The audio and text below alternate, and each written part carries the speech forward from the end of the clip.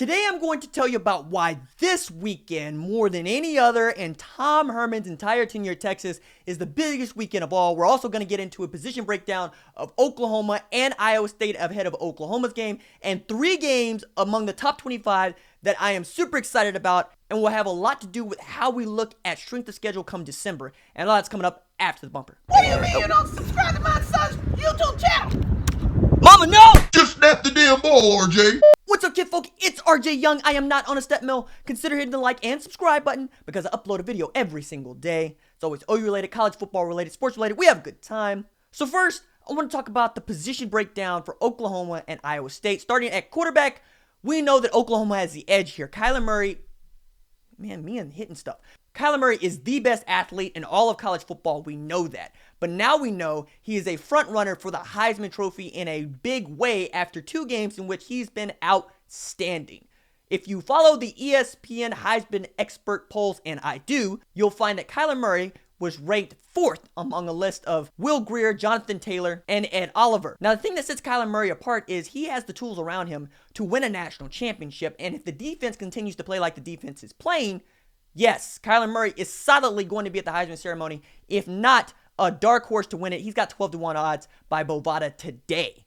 Now, at quarterback, we know that Iowa State ain't as good as Oklahoma, and they're really not as good as they even were last year.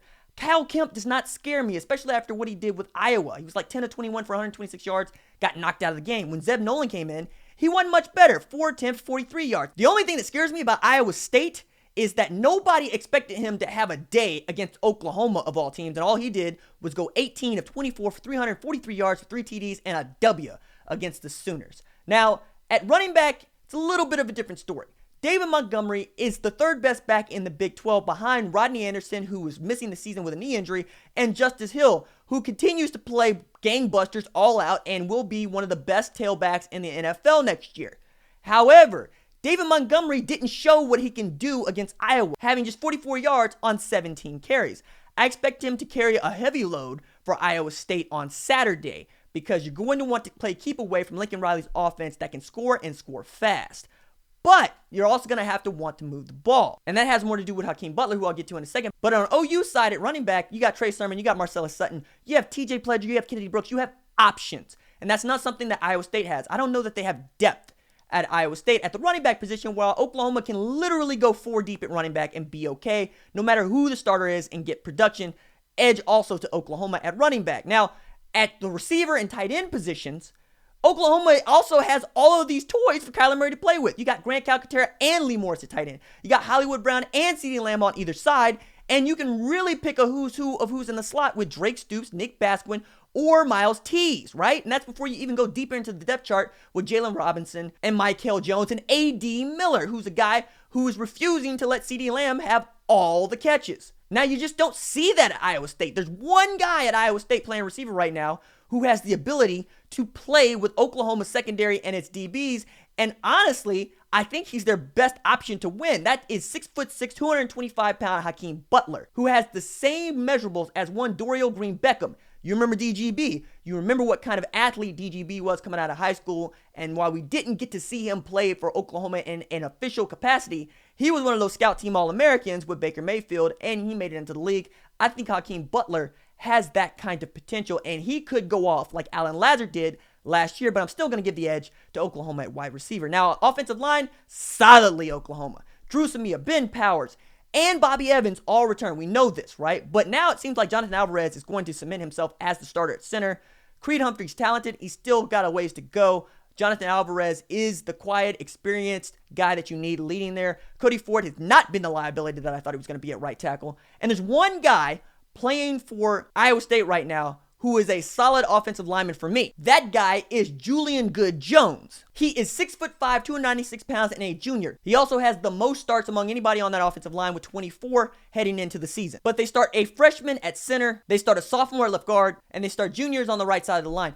I just don't see how that offensive line is going to continue to put up with Neville Gallimore, Ronnie Perkins, Kenneth Mann, Amani Bledsoe, we can go on. So solidly giving OU's offensive line the advantage. Now on the defensive side of the ball, there just ain't a whole lot of experience for Iowa State. They got one guy that scares me. Jaquan Bailey is legit. He's a 6'2", 250-pound defensive end who could absolutely get after it. Last year, he put up oboe numbers with 7 sacks to rank 5th in the Big 12, but 4th in program history for the Cyclones. Jaquan Bailey is the guy to keep your eye on that defensive line, but where they are the most deep is linebacker. They got a 6'1", 215-pound junior in Marcel Spears Jr., who was last year's Liberty Bowl MVP. He averaged 8.2 tackles per game last year. And they got a Big 12 honorable mention in Willie Harvey, also playing linebacker, has 29 starts going into the season. But the kid, the 6'3", 238-pound freshman Mike Rose, is the real deal. He was the guy that I was watching the most in the Iowa State's game against Iowa, flying around making tackles.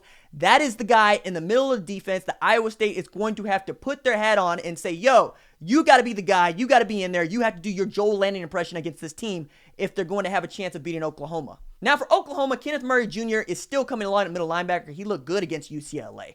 But the guy who's breaking out, the biggest story of Oklahoma's defense so far has been Curtis Bolton, the guy who unseated the 5-star linebacker in Caleb Kelly. No, I don't think Caleb Kelly is that bad. I just think Curtis Bolton is that good, and he's playing that well. Between him and Kenneth Murray Jr., you have two capable guys in the middle of the defense, stacked up over the top of the defensive line, coming downhill, making plays. Now, at outside linebacker, you also have Mark Jackson, and you have Ryan Jones. Two dudes who are absolutely talented, if a little inexperienced, but I think that inexperience is slowly fading away as they continue to play more games. I have to give the edge to Oklahoma because we know more about what they can do. We know what they look like when they are firing on all cylinders, but it's a small edge because the deepest part of Iowa State is their linebacking core, and if they can play lights out, they can play with Oklahoma. Now in the secondary, you got a couple of guys to keep your eyes on. One is DeAndre Payne. He's a corner, 5'10" senior who had over 100 tackles in his career and 8.5 tackles for loss. He's also graduate student, like the guy that I am most worried about among anybody else in that secondary, possibly on that defense on par with Mike Rose, is Brian Peavy. Brian Peavy is the dude playing defensive back for Iowa State, probably ever. He is the Iowa State active leader in starts, in tackles, in interceptions, and passes defended. He is the guy most likely to get his hand between Hollywood Brown and the ball. That's the guy to keep your eye on when the ball is in the air. Brian Peavy can absolutely play the game of football. And this is also the one place where I am willing to give Iowa State an edge because what I saw out of Oklahoma last week, while good, while decent, was also Khalil Houghton getting burnt, also Jordan Parker getting burnt. Justin Broyles looked good at the safety position. Brendan Radley-Howes was okay. Parnell Motley got pulled for Trey Brown, but Trey Brown and Trey Norwood look good. Both of those guys have sacks this year. Both of those guys are coming downhill, wrapping people up and tackling. And Trey Brown has been revelatory in the special teams game. But I don't know that they're as good as Brian Peavy and DeAndre Payne. So I'll give a slight edge to Iowa State heading into this game, which probably will look silly by the end of the game on Saturday. Special teams, Seibert, just make the kicks, dude. If he makes the kicks, Oklahoma is going to have the edge in special teams because Beamer ball has come to play. You got a punt block, you nearly had a punt return for a touchdown, and you nearly had a kickoff return for a touchdown. If Beamer ball shows up, Austin Seibert makes his kicks, it's really not going to matter what Iowa State does in a special teams game. Even though, as I mentioned in the preview video, their punter's streaky. He can be good, he can be bad, but that's not something you want your punter to be, is streaky. Now, 3 games that I'm most excited to see outside of Oklahoma versus Iowa State are Auburn versus LSU. Joe Burrow is going to get the full dose of an Auburn defense, while Jared Stidham is also going to get the full dose of an LSU defense. That should be a low-scoring, awesome defensive battle. Really excited about that one. I'm also excited about Alabama versus Ole Miss, because we're going to see more of Nick Saban trying to play this 2-quarterback system that everybody but him believes is garbage. Just make Tua the guy, let Jalen Hurts redshirt, and go be the next quarterback at Texas, which I'll get to later. But you're basically just ruining Jalen Hurts, and I understand why head coaches do this. Dabo Swinney is doing it at Clemson with Kelly Bryant and Trevor Lawrence, and we're seeing that this battle is kind of keep going out for coaches because they don't really have anything to lose by doing this, and you want to keep both guys happy. You want to keep both guys on your team because they're both outstanding players. You're not really interested in doing what's best for the kid. You're doing what's best for you to continue to win championships and get paid an exorbitant amount of money to coach college football. They're not particularly interested in what happens to their players or the future of their players playing in the NFL. That said, Ole Miss can score, and score a lot, and score in a hurry, particularly on Alabama. And that is one of the reasons why I think that Ole Miss has the best opportunity to knock off Alabama before getting into the SEC championship or even the college football playoff where we think Alabama will be anyway. So I really want to see Ole Miss give it everything it has to unseat Alabama. The defense is special, but Tua could be too much for Ole Miss. The next game that I'm really excited about is obviously Ohio State versus TCU. There's a lot of folks that think that Texas Christian is going to get their cap peeled against Ohio State and the Fighting Zach Smiths. I'm not one of them. I think Gary Patterson's 4-2-5 defense has come to play, and I think that they can put the shackles on Dwayne Haskins, Mike Weber, and J.K. Dobbins. That said, Sean Robinson is going to have to keep up his end. Sean Robinson, quarterback at TCU. He's a dual threat quarterback who's a better runner than a passer. If he can complete 250 yards worth of passing, I think TCU wins this football game. But I'm really excited about that because TCU basically has a home game. This year, at least, I hate Ohio State more than normal because Urban Meyer wouldn't fire a guy who, by all accounts, should have been fired and is a horrible person. And the last game that is not OU or Iowa State that I'm really excited about is Boise State versus Oklahoma State because Oklahoma State fans who know from football, and that's not a lot of them, are particularly high on what they could do against Boise State and think that Cornelius is going to be their guy at quarterback and that Justice Hill is going to be too much for Boise State.